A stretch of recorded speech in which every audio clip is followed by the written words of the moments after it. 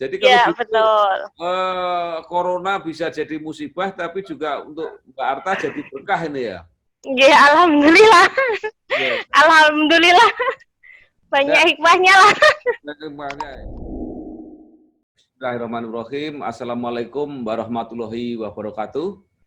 Kembali bertemu saya, Bambang Sadono, di channel Inspirasi Jawa Tengah.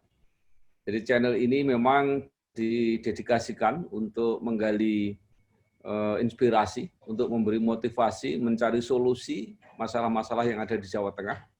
Yang kebetulan kita sedang menghadapi masalah yang bersama-sama dengan masyarakat seluruh dunia, yaitu pandemi corona. Nah, banyak masyarakat, terutama pengusaha kecil, pengrajin yang merasa kesulitan untuk mempertahankan pemasarannya.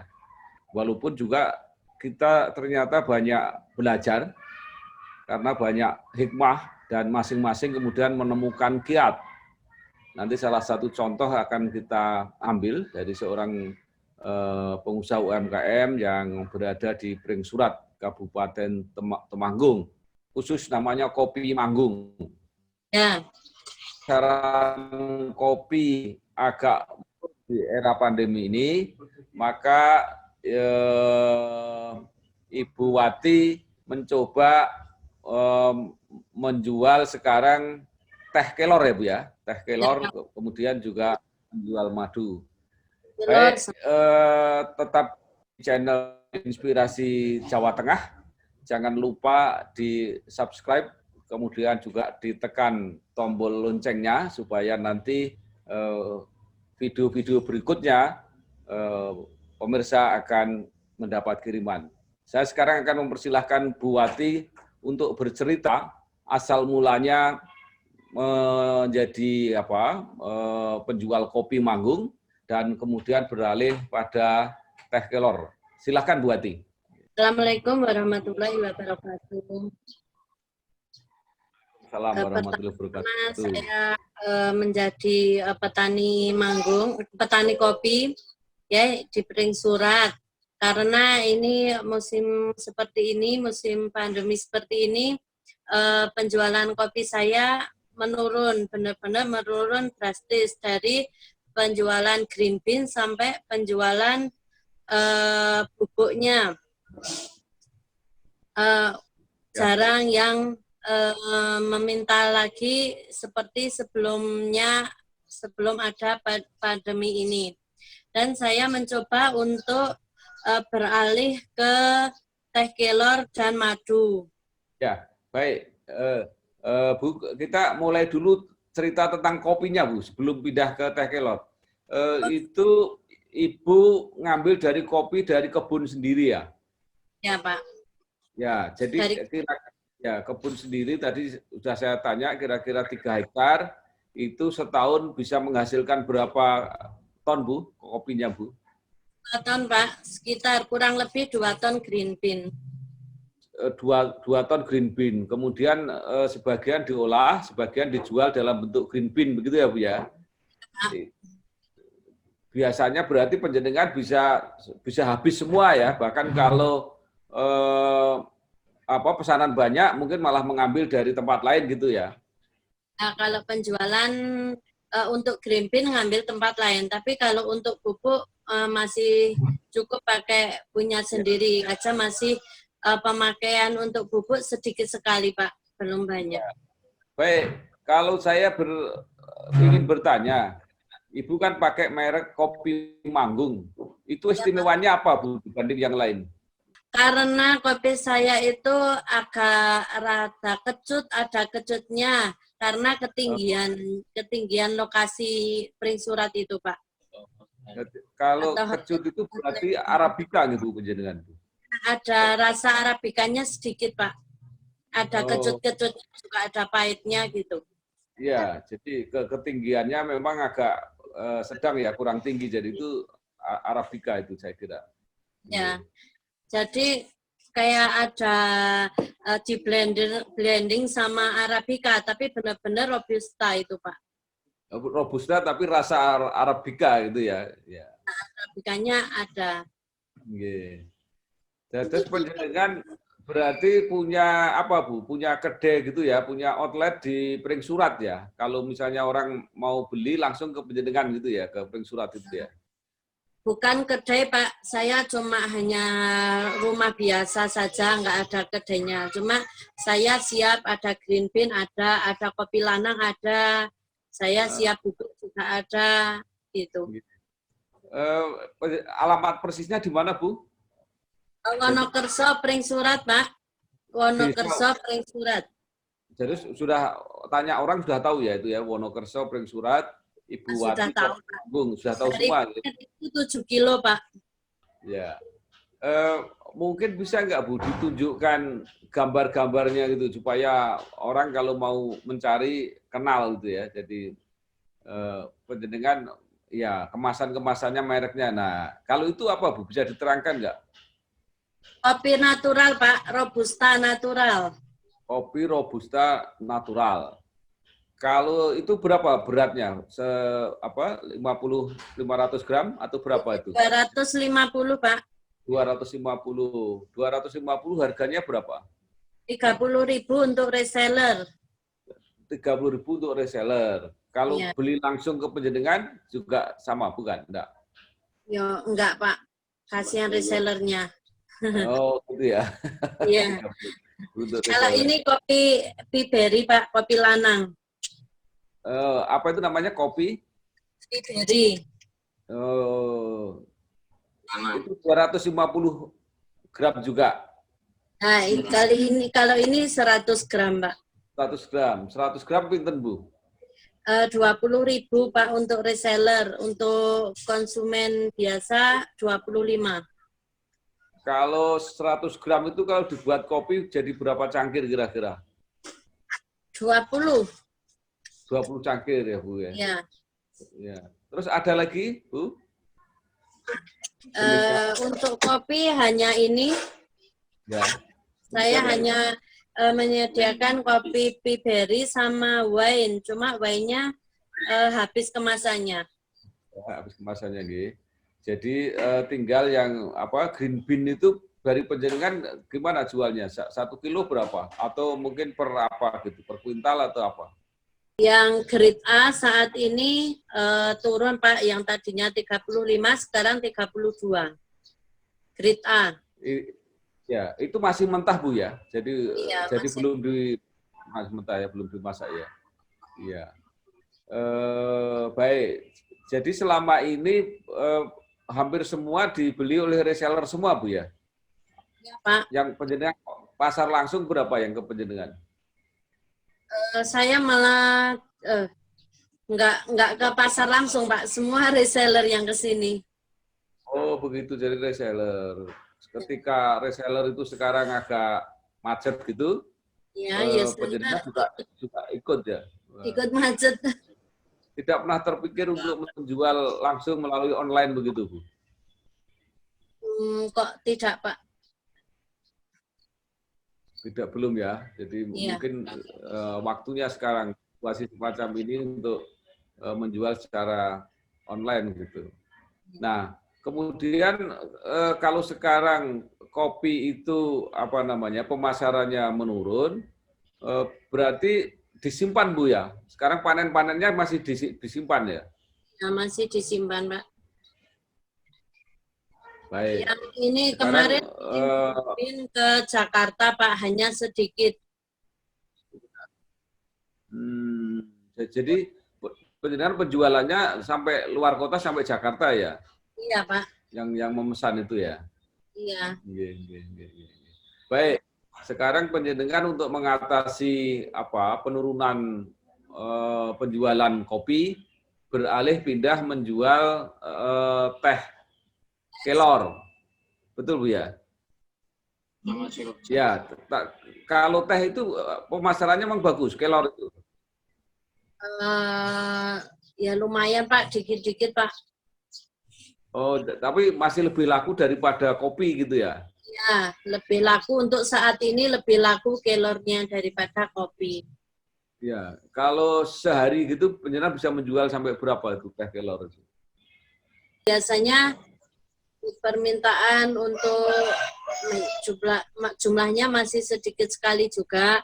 Kadang satu reseller hanya minta 20 bungkus, Iya, nanti iya. minta lagi 30 bungkus gitu, Pak. Jadi tetap modelnya penjenengan menjual melalui reseller gitu. Ya, Untuk teh kelor juga sama. Ya. Cuma kelor memang madu. permintaan, ya juga madu. Cuma permintaannya memang kopi sekarang lebih apa ya, lebih susah gitu ya, lebih gampang menjual. Ya. Nah, kemudian sekarang penjenengan mendapat kelornya itu juga karena nanam sendiri, Bu ya. Nah, kalau Jadi, pas banyak pesanan saya beli, Pak. oh kalau pas banyak pesanan beli juga gitu ya. Ya. Jadi nanti kira-kira gimana perkembangannya? Apakah kopi sama kelor ini akan sama-sama maju gitu? Siapa tahu kalau coronanya lewat itu, atau nanti kembali bahwa kopinya itu pasarnya akan lebih baik. Harapan saya semuanya berjalan lancar. Cuman ini kalau benar untuk kelor mau diambil ke Bandung dari Gus siapa itu dari Bandung itu Pak, katanya untuk dikirim ke luar negeri. Kalau udah penanamannya udah banyak. Karena kemarin dikirim 2 kali bibit untuk ditanam di sini. 2 kali pembibitan itu biji, terus untuk dibagi-bagikan ke tetangga. Itu jadi dibeli dalam bentuk kelor, dalam bentuk masih mentah gitu, atau sudah dibuat teh itu baru dikirim ke Bandung? Rencana mau dibuatkan rumah kelor, tapi sampai saat ini belum. Terus dijemur di sini, nanti kirim sana udah jadi kering, teh kering, udah jadi kelor kering. Itu masih belum kepastian, cuman dalam rencana. Terus ini walaupun kopinya susah, kelor juga sedikit-sedikit, gimana apa itu usaha penjenengan tetap jalan, tetap cukup, mungkin ada karyawan masih bekerja, atau gimana situasi bisnis ini? Saya beralih sama ke madu, juga ke jahe instan yang sekarang baru banyak dibutuhkan ke masyarakat, sama sirup jahe. Oke, artinya bahwa walaupun susah, bisnis tetap jalan, penjenengan, artinya tidak susah-susah banget lah gitu, kira-kira, betul gitu, atau kalau diukur kira-kira tinggal berapa persen ini kegiatan penjenengan, kegiatan bisnis ini dibandingkan pada waktu normal? Untuk bulan ini ya Pak, saya malah lebih dari penjualan kopi sebelum pandemi. Soalnya kan ini banyak yang membutuhkan untuk obat ini ya, untuk bulan ini, tapi mungkin lebih dari 50%-nya. Artinya penjenengan nggak ada masalah lah gitu dari segi bisnis, penghasilannya nggak ada masalah. Nah inilah yang mungkin perlu juga dipelajari atau ditiru oleh para pengusaha UMKM yang lain. Kalau salah satu mungkin sedang penjualannya tidak bagus, tapi tetap kreatif, kemudian mencari dagangan-dagangan atau produk-produk yang masih bisa dijual. Saya kira gitu Bu Wati ya. Iya Pak. Ya. Jadi terus kemudian sekarang apa harapan Ibu supaya bisnis itu tetap lancar, bisa kembali pulih, gitu apa yang diharapkan? Semoga pandemi ini segera berlalu dan kopi saya juga bisa berjalan ke luar kota lagi biar seperti semula. Oh gitu ya. Nggih Bu, saya kira mudah-mudahan corona segera berlalu, bisnis pada kembali dan bisa jalan lagi. Dan penjenengan malah bisa double kan, ada kopi, ada teh kelor, ya. Kemudian ada madu, ada jahe, kelihatannya memang cukup kreatif. Apalagi yang mau kalau itu apa, Bu? Itu jahe, Pak. Itu produk penjenengan juga? Iya, Pak. Oh, gitu. Nggih. Baik, Bu, nanti mungkin dalam kesempatan-kesempatan lain saya sampaikan juga, saya komunikasikan. Mudah-mudahan banyak masyarakat yang tahu. Saya kira itu, terima kasih. Dan para pemirsa, inilah tadi perbincangan saya dengan salah seorang ibu yang cukup kreatif ketika dagangannya kopi tidak begitu memuaskan lagi pemasarannya, kemudian segera pindah pasar itu ke teh kelor, kemudian jahe, ya, kemudian madu, yang ternyata di dalam situasi seperti ini peminatnya masih cukup banyak. Sekali lagi terima kasih dan tetaplah dipantau channel Inspirasi Jawa Tengah. Wassalamualaikum warahmatullahi wabarakatuh. Waalaikumsalam warahmatullahi wabarakatuh. Masih di channel Inspirasi Jawa Tengah, setelah dengan pengusaha kopi yang kemudian pindah ke teh kelor dan madu jahe, Ibu Wati dari Temanggung, maka ini saya sudah tersambung dengan Mbak Arta Wahyu Utami. Ya, sebenarnya semula adalah seorang guru, tapi kemudian mengambil usaha sendiri, bisnis online, menjual macam-macam. Ya, nanti biar cerita sendiri. Silakan Mbak Arta bercerita apa yang dilakukan, apa yang dijual sekarang. Ini sekarang tinggal di Banjarnegara ya? Sekarang di Banyumas. Oh, di Banyumas. Di desa kecamatan mana? Di Desa Pernasidi, Kecamatan Cilongo. Pernasidi, Kecamatan Cilongo. Ya, silakan. Apa yang dilakukan penjualan online sehari-hari? Oh iya. Dari awal itu kan saya cerita awal dulu nggih. Semula kan saya ngelesi privat di rumah. Ya. Itu hampir setiap hari itu ada hampir 50 siswa setiap harinya. Mulai dari jam 12:30 siang sampai jam 5 sore. Itu hampir setiap hari Senin sampai Jumat. Berarti uangnya banyak itu ya? Alhamdulillah. Bisa buat tabungan. Tapi karena ini karena corona juga, anak-anak kan dari sekolah juga libur total, jadi benar-benar setelah ada keputusan anak-anak sekolah diliburkan itu oleh juga saya mau nggak mau sama untuk kegiatan bersama lah. Iya, penghasilan berhenti kalau begitu ya? Iya, betul. Total untuk dari les-lesan total. Iya, terus sekarang apa kegiatan yang dilakukan? Yang terus kebetulan kan jualan online untuk obat-obatan herbal. Nah, alhamdulillahnya di sana juga karena banyak yang butuh. Orang juga takut corona dan iya betul dari les yang benar-benar tutup, herbalnya alhamdulillah juga penghasilan dari herbalnya, karena kebetulan kan ada yang mengandung obat-obatannya mengandung kunyit, kemudian ada gamat, jadi banyak dicari juga. Untuk ya alhamdulillahnya. Untuk ketahanan tubuh ya. Jadi kalau ya, betul. Corona bisa jadi musibah, tapi juga untuk Mbak Arta jadi berkah ini ya. Ya alhamdulillah. Alhamdulillah. Banyak hikmahnya lah. Hikmahnya. Itu sampai bisa mengembalikan tadi penghasilan yang diperoleh dari ngelesin 50 orang per hari tadi.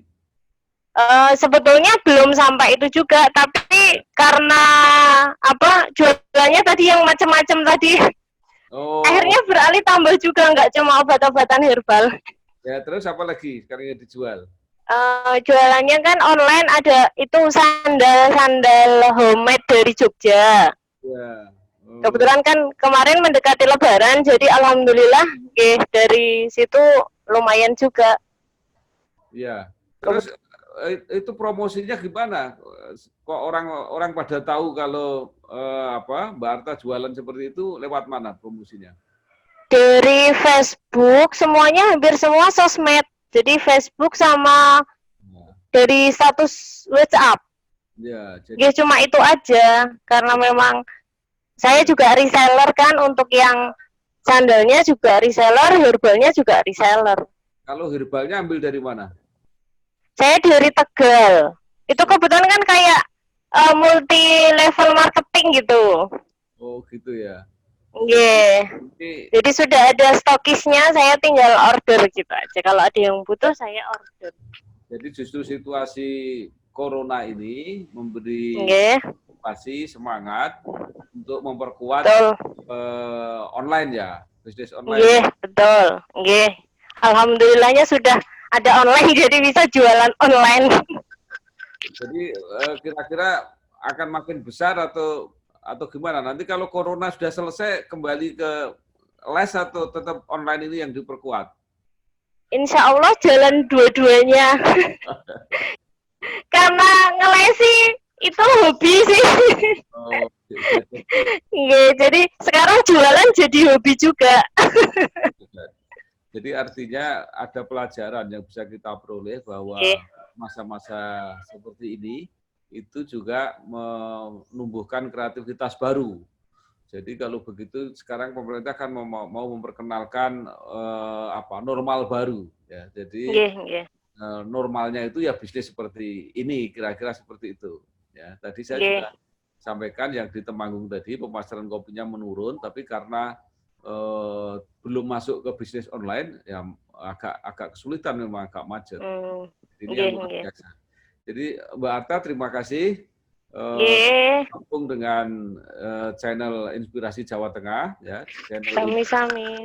Memang dimaksudkan untuk membantu, memberi inspirasi, memberi motivasi, mencari solusi untuk persoalan-persoalan yang kita hadapi. Nah, ini bersama saya juga sudah ada namanya Mas Irawan. Nama lengkapnya siapa, Mas? Ya, Mas Irawan.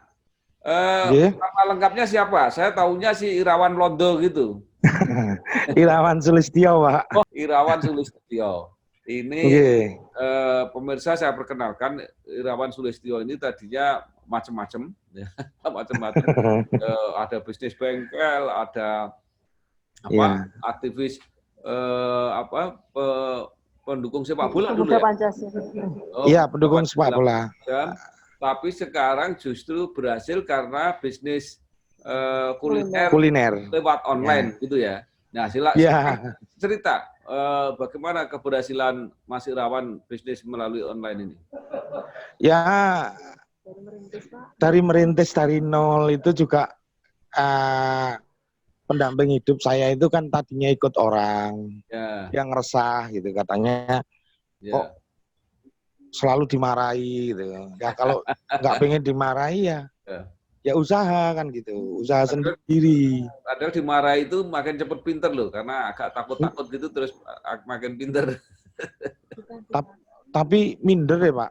Oh, itu gitu Pak. Iya. Untung ada Mas kawan gitu ya. terus ya saya saranin, ayo usaha aja. Kalau usaha apa yang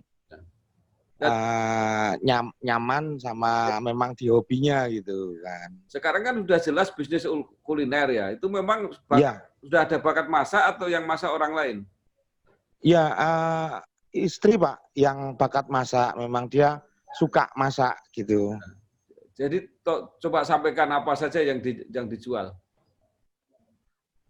Bebek goreng sama ayam goreng. Bebek goreng sama ayam goreng, ya. Iya, itu yang memang spesialisnya di bebeknya, di bebek gorengnya. Bebek goreng yang punya bumbu rempah, pakainya bumbu rempah itu. Nah, itu sehari bisa habis berapa ekor bebek? Ya, ini masih merintis, belum ada 1 tahun, sehari sebelum corona itu bisa 5-8 ekor. Ya. Sekarang begitu ada corona ini paling 3 ekor Pak sehari. Kan pemasarannya online. Kalau online kan tidak terpengaruh, artinya kan bisa diantar. Iya Pak, benar. Cuman daya belinya Pak. Ternyata daya belinya memang sedikit berkurang. Sedikit berkurang. Ya. Iya. Kalau ayamnya sama bebeknya banyak mana? Kalau dulu lebih banyak ayam Pak. Jadi ayam. untuk ya. Sekarang malah banyak bebeknya. Oh, sekarang banyak bebeknya. Iya. Dulu ayam per hari 10 ya. Dulu ayam per hari 10 kilo, bebeknya 5 sampai 8 ekor. Sekarang bebek 3 sampai 5 ekor, ayamnya yang paling 5 kilo standar. Nah, jadi berkurang ya. Jadi ini masih rawan agak beda dengan Mbak Arta tadi. Kalau Mbak Arta ini malah penghasilannya ya kalau nggak hampir sama ya sudah tergantikan dengan bisnis online ini. Kalau Pak Irawan turun ya, kira-kira berapa persen turunnya ini karena pandemi ini? 50%, ya 50% lebih.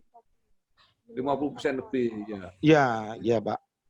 Ya, Pak. Ya, baik. Nggak apa-apa sih Pak, yang penting masih bisa jualan gitu aja. Masih bisa bertahan. Masih bisa bertahan. Masih cukup ya, untuk menghidupi keluarga masih cukup ya? Ya, alhamdulillah dicukup-cukupkan aja Pak. Ya. Baik, yang penting bertahan itu ya, semangat bertahan dan nanti mudah-mudahan berharap situasi membaik. Ya, amin. Pak Irawan terima kasih, Mbak Arta juga terima kasih. Tetap di channel Inspirasi Jawa Tengah dan kalau ingin misalnya supaya produknya disebut-sebut di dalam tayangan ini, tolong saya dikasih bahan-bahannya. Jadi nanti setiap kali muncul nanti saya akan tunjukkan itu. Sandal tadi kayak apa sandalnya itu juga. Kemudian bebeknya Pak Irawan ini seperti apa gitu ya. Jadi memang channel ini disediakan untuk membantu ya mencari solusi, menawarkan kepada masyarakat karena ini selain gotong royong, ini juga kita meminta kepedulian bahwa yang kuat harus membantu yang lemah supaya bisa bertahan menghadapi situasi ini. Gitu ya. Amin. Amin. Saya kira terima kasih sekali ya. Selamat bekerja, selamat berjuang, hidup memang perjuangan, sukses. Terima kasih. Assalamualaikum warahmatullahi wabarakatuh. Waalaikumsalam warahmatullahi wabarakatuh.